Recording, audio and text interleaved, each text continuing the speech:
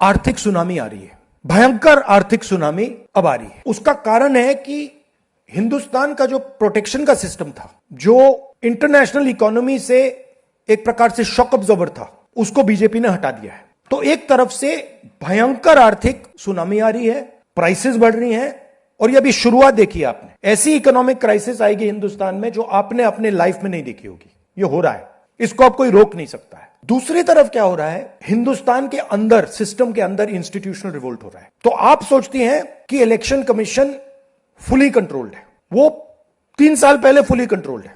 Chief election commissioner के messages मेरे पास आ रहे हैं, head of intelligence system, senior judiciary, सारों के सारे रिवोल्ट कर रहे हैं, इंफॉर्मेशन दे रहे हैं हमें।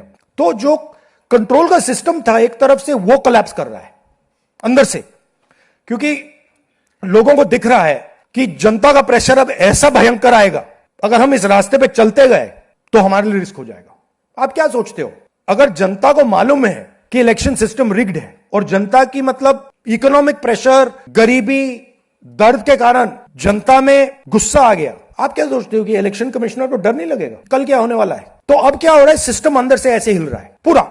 और मैं आपको ये बता दूं कि मेरे पास इंफॉर्मेशन आ रही है, सिस्टम मुझे इंफॉर्मेशन दे रहा है, मोदी जी के बारे में, शाह जी के बारे में, उनके बेटों के बारे में, मिनिस्टर्स के बारे में, अजीत डोवल के बारे में पूरा इंफॉर्मेशन है, धड़ाधड़ धड़ाधड़ धड़ाधड़ हमारे सिस्टम से आ रहा है। अब यह हो सकता है कि जनता के प्रेशर को यह सप्रेस करने की कोशिश करें, इमरजेंसी जैसी चीज कर दें, हो सकता है। बट अब हम दूसरी स्टेज में जा रहे हैं। पहले हम फुल कंट्रोल स्टेज में थे, अब ये आउट ऑफ कंट्रोल जा रहा है इनके। मैं मोदी जी के पास जाता हूं, जब मीटिंग में जाता हूं, मैं आपको बताऊं, मेरे पास मोदी जी के पर इतना इंफॉर्मेशन है, मोदी जी जानते हैं, मैं भी जानता हूं।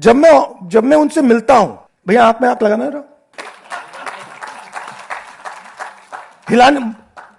हिलना पड़ता है, क्योंकि वो जानते हैं कि जिस सिस्टम को मैंने कंट्रोल किया था वो सिस्टम कोलैप्स कर रहा है और पूरा इंफॉर्मेशन इसको दे रहा है। तो ये डायनामिक चल रही है। और आप देखना, मेरे अंदाजे से, मेरा असेसमेंट है, 1 साल के अंदर मोदी जी प्राइम मिनिस्टर नहीं होंगे।